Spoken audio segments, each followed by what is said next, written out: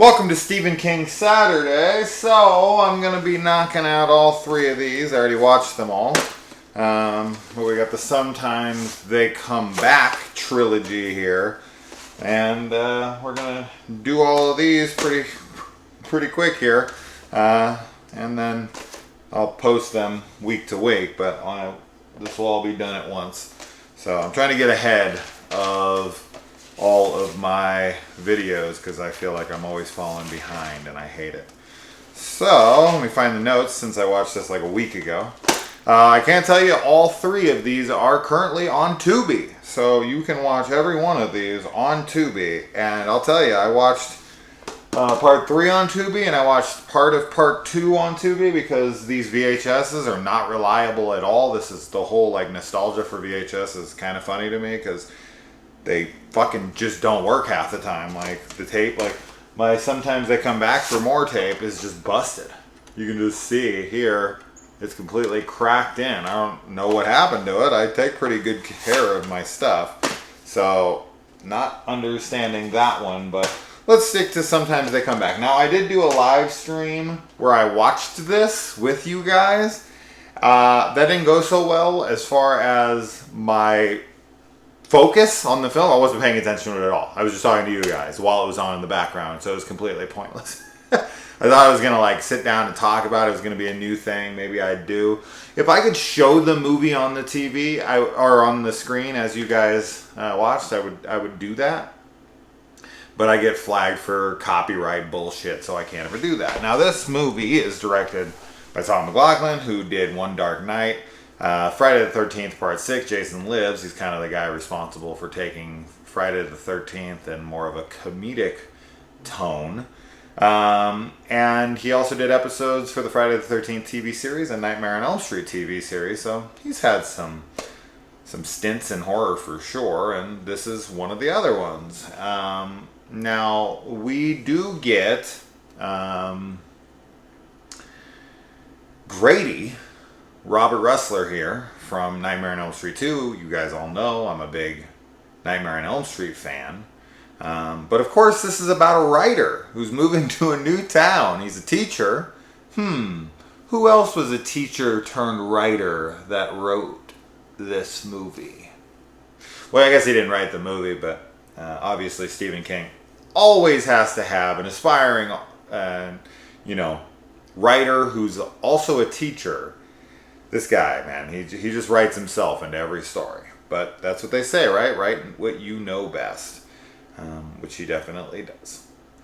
And, he's moving to this new town, but this is the town in which he grew up. He's just moving back after having an incident. Now, he got physical with a student, got angry with him. Like, I don't know. I know in The Shining, he got physical with a student.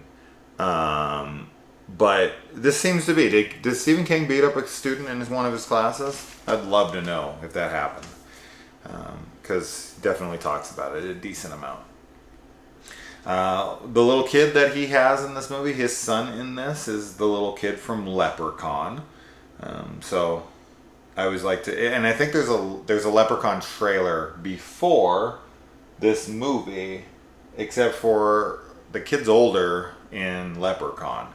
But the trailer for an upcoming movie on this is for a movie that comes out after, obviously. But maybe it's just, I don't know. Did they come out at the same time? Because he does look older in Leprechaun. Maybe he's not. Maybe he's the same age, but he looks fucking older. From my memory of it. It's been a little while since I watched it. I can definitely tell you that if you are going to be a teacher for high school students that are fucking around, a good way to get them to listen to you would be to spread some stories that you like beat the shit out of your students, or that you were some kind of crazed lunatic that if they mouth off, they're gonna be on your bad side, and they wouldn't like you when you're angry. So I actually thought that was kind of funny because the kids were like, "Oh, I heard he did this and that," and I was like, "Well, he's gonna gain some serious respect almost instantaneously." Just from the stories that these guys are hearing. So I thought that was pretty funny.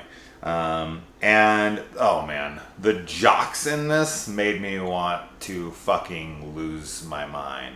Chip is the fucking worst. And, of course, I just wanted to punch his face the entire time.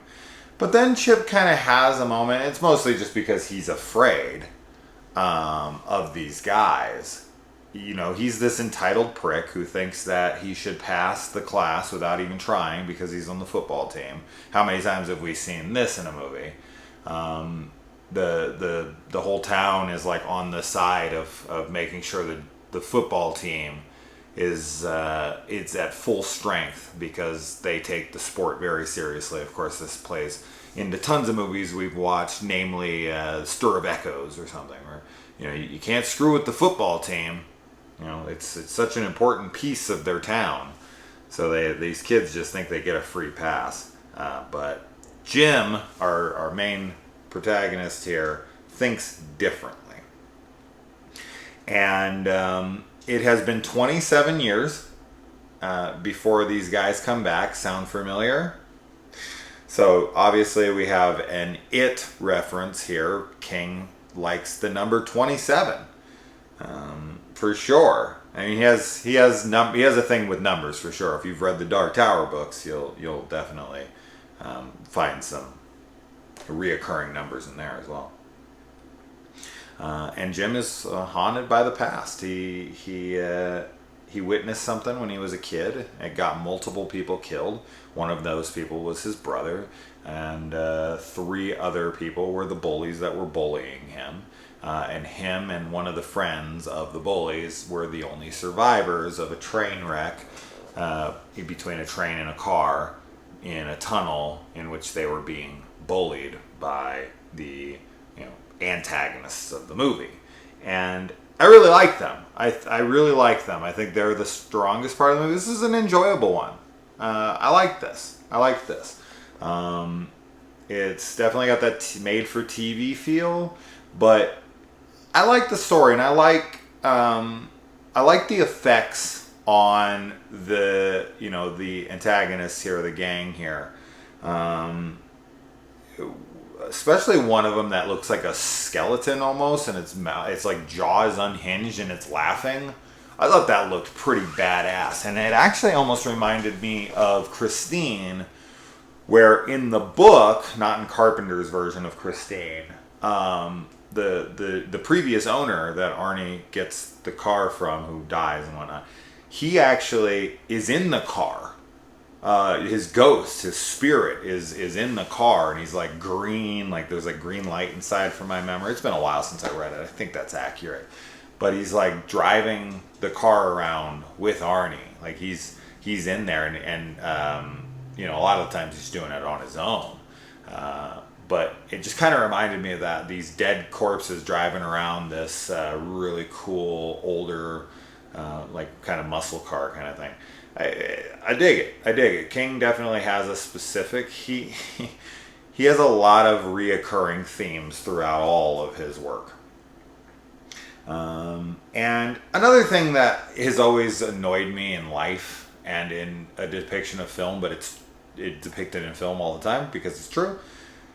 You go to a place, a school, that is specifically for academics. You're in school for academics, right? You're there to learn.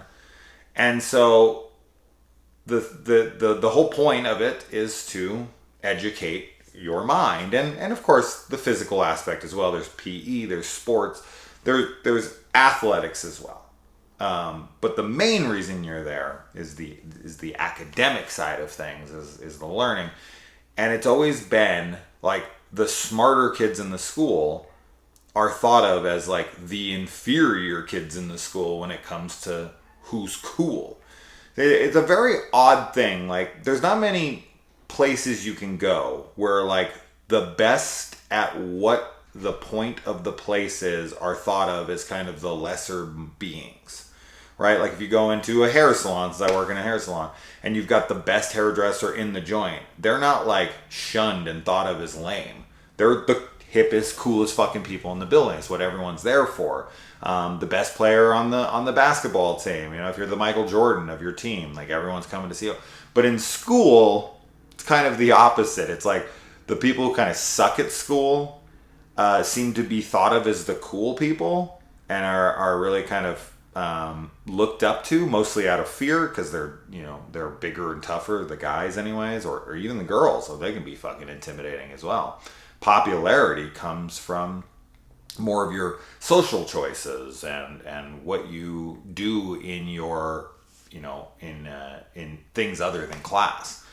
And that's always been kind of fascinating to me. And of course I think it's mostly because we're pretty primitive at our core, right? Humans are, especially at that age, when you're young like that, you haven't really been conditioned to society as much, or you're still kind of more primitive with your behavior.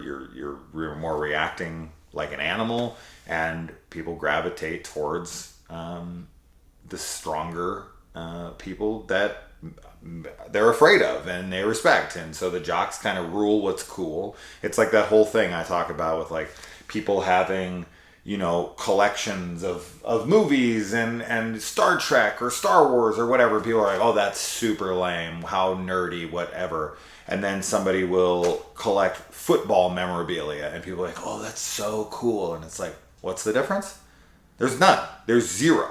Or they'll watch football, or sports every day of the fucking week. They'll own jerseys and they'll make fun of people who are cosplaying, but they'll walk around in an Aaron Rodgers jersey. And it's like, are you Aaron Rodgers? It's the same exact shit. It's all purely for entertainment. You're not on the team. You're not actually, you're just sitting watching a TV for entertainment, much like we do. So the whole argument and either side making fun of each other is super fucking lame. It's like, no, people are just into what they're into. But typically we think of things as more cool because the jocks thought they were cool and we were afraid of them in school. Is all I've gotten from it. But we get the smart kids in here and they're picked on. And of course the jock kids who are morons, who don't know anything, who are failing at everything in school are the ones that are thought of as awesome. And it's like, why? Why? They're not succeeding at what you're supposed to be succeeding here in. So it's a fascinating thing, and I just wanted to bring it up real quick. Let's move on.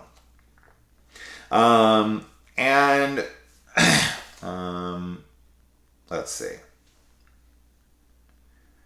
Yeah. So the kids in the flashback, that are with Jim, the bullies and whatever, they clearly didn't mean to kill Jimmy's brother. Or Jim, Jim is the one. I put Jim up here, but then it says Jimmy. Yeah, I think that's right. Billy's the young kid. Fuck, I thought I wrote down the names, but I guess I didn't. But the older brother who gets killed. He gets knifed by Grady's, Robert Russell's character. They clearly didn't mean to do it. This, of course, reminds me of It, right?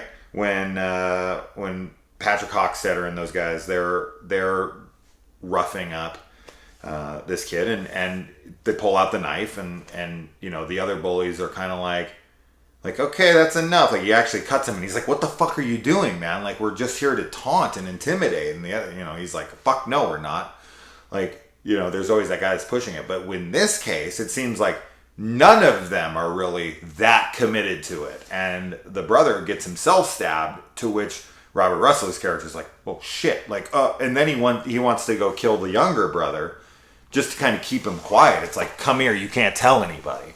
Like, they didn't intend to kill them. They definitely did not intend to hurt them that badly. Even the other one, steps aside and it's like, what are you doing? Like, no, we can't do this. Like, we can pretend that we're going to do it to scare these kids.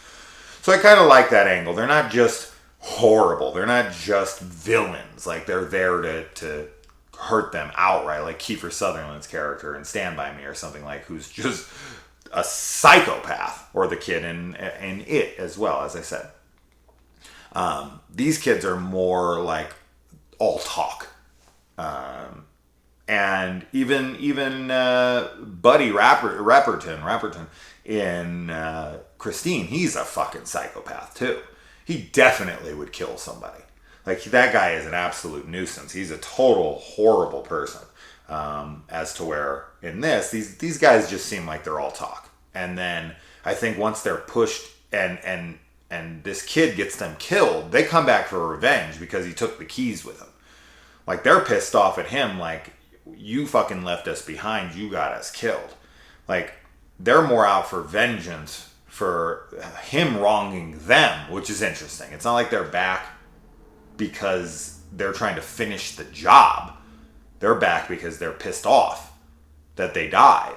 So I think that's an interesting spin on this movie, as opposed to just they're villains and they want to finish what they started. I like that better. I like that they're kind of back, like, look what you did to us. And it's like, well, look what you did to my brother. You know, so it's kind of like they're going back and forth at each other, which I really like. And I also really like that each one of them has to kind of take a life in order to gain a life. One of them comes every time one dies. So they're like replaced with each death, which I thought was a really cool, part of this as well. Billy is really nice kid, and it is a shame that he has to get killed.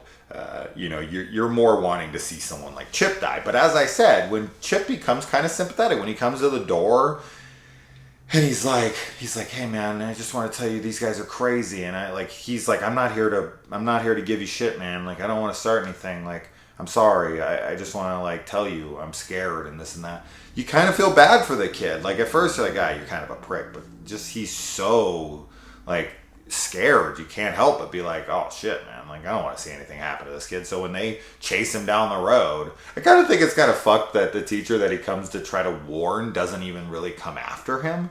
Like, he just runs in the house and tries to protect his family, and it's like, they're outside, and this kid, this person, that you were given the responsibility to take care of and educate, you're not even like, he goes out and tells people later, but I just feel like he should have ran after them, got in his car, tried to chase them down. But his priorities are obviously with his family, which I guess I can understand, but it just kind of made fun. It made me laugh a little bit. It was pretty funny to me that he just like ran in his house, locked the doors, and when Chip's just taking off on foot as a fucking car's chasing him. I was like, damn, man, that's cold. Let's see. Oh my god, that kid pours so much sugar in his cereal. It's crazy that people can do that. I'd get so sick. I would not. I always see that in movies. They put so much sugar in things. I don't get it. Not me. He has visions, and then he goes and he finds the girl's body, one from his class. And of course, this immediately makes the cops very, very suspicious of him. He's like high-key sus at this point. As Margot from the I Know What You Did Last Summer series would be saying, it's become one of Kaylee and I's things we say around the house all the time now.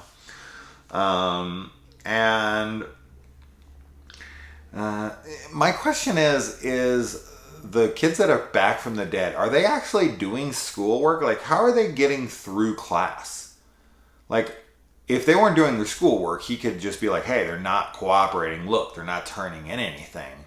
We got to expel them. I'm suspending them. He could get them kicked out of school. Because that's what a lot of people would say. Well, why are you going to work? Why aren't you kicking these kids out of school? That's them. I think he's trying to like delude himself into believing like he's just got some kind of like false identity thing going on where he's projecting onto these kids traumas of his past. But he definitely would be able to expel them and get them out of class if they were there for weeks and they hadn't touched a single piece of work. So I can't imagine that these kids are turning in assignments? They're actually like taking their time as ghosts to come to class and do work and turn it in? Like, is that really happening? I don't know. Lawson, that's right. That's the name of Rustler's character. I wrote it in here somewhere. Lawson, I finally found it. And I like the interaction between him and Lawson, and like when he goes aggressively at him, he can't look like the way that he looks because he already got fired from his last job for this. So he kind of picks on him so that the teacher will come after him, and then he'll be like, well, what's going on? I'm not doing anything wrong. It's so screwed up. And let's see. Yeah, I really, as I said, I really like the real faces of them. I think it's really cool. And this is definitely the best of the three, for sure. There's a hands down, for no doubt about it. We'll talk about the other two. I got to get back to work here pretty soon, so I'll be reviewing these later tonight. But you won't see them for weeks, unfortunately. But got to keep it consistent. And then his child hides under a car, and the guys ram their car into the side of this other car, of the car that he's hiding under, and the car goes flying, and the kid underneath just gets up and runs away. No fucking way. This car would have smashed into it, continued to keep progressing forward, and run him over. I thought this was so funny when I saw it. The kid would be dead for sure. I like how they keep saying that they transferred from Milford. Why the principal or anybody wouldn't catch on to this, being like, there's no school in Milford. There is no. What are you talking about? Milford. This and that. But they find out that it's Milford Cemetery, which is in town. I thought that was great. I love that. We transferred from Milford and it's the cemetery. That's great shit. I love that kind of stuff. And I like that the wife goes into the kitchen to defend herself and grabs a little knife, and she's like, that's not a knife, and grabs another one. She's like, that's a knife. She doesn't say that, but it's basically what it is. She picks up one, is like, nah, it's not big enough, and grabs another huge knife. That was pretty funny.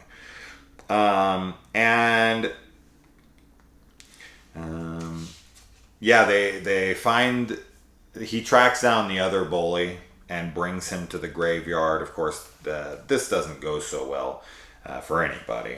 And this is where it's revealed that he was the one that stole their keys, and he's responsible for their death. But I mean, fuck these guys, especially the guy who stabbed him. I think he deserves it for sure. And then they go down into the tunnel at the end here, and basically all the events play out pretty much the same. And the brother shows up, and he has the opportunity, and this time he kind of throws them their keys so they can get in the car and try to drive off. So they have the keys, but they end up still getting crushed and dying anyway. And Wayne, that's the brother's name. Wayne, there it is. Jimmy is the teacher. I thought so. Jim is the teacher. Wayne, his brother, gets to kind of see the future of, what his brother's going to look like and all this, but he has to realize that he died, and he's wants Jim to come with him as he's going to heaven. I don't know where he was. Was he in limbo? I don't know. He's like, you got to go, man. You're going to go to heaven. And it's wasn't he already there for the last 20 years? Or 27 years? Nope. I don't know. From what I can tell, no. I don't know where the hell he's been, but stuck in the ether? I have no idea. But then he tells them that the others go to hell, from what I can tell in this. And I've always said before, hell is such an absurd concept. It seems so steep. No matter what you do, stabbing one kid, dumbly when you're a 17-year-old kid, really, you should go to hell forever, for all eternity, for trillions of years? Come on. You can't do anything on this planet to deserve hell forever. Forever? Come on, that's a punishment beyond. I don't care how awful you are. I don't care if you're Jeffrey Dahmer or Ted Bundy, any of these guys. Forever? Come on. People, it's just people don't have a concept of what eternity is. A trillion years from now is not a second. You wouldn't even know why you were there in 50,000 years or 1,000 years. You'd be like, what did I do again? I can't even think because I'm in so much pain. So ridiculous. Well, my timer went off because I got to get back to work. But basically, just to wrap this up, the kid says, we made a promise to always stick together. And he's like, yeah.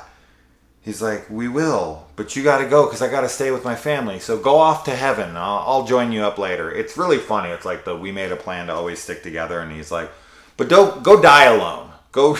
Now, I don't expect the guy to kill himself by any means. That's too big of an ask. But I don't know.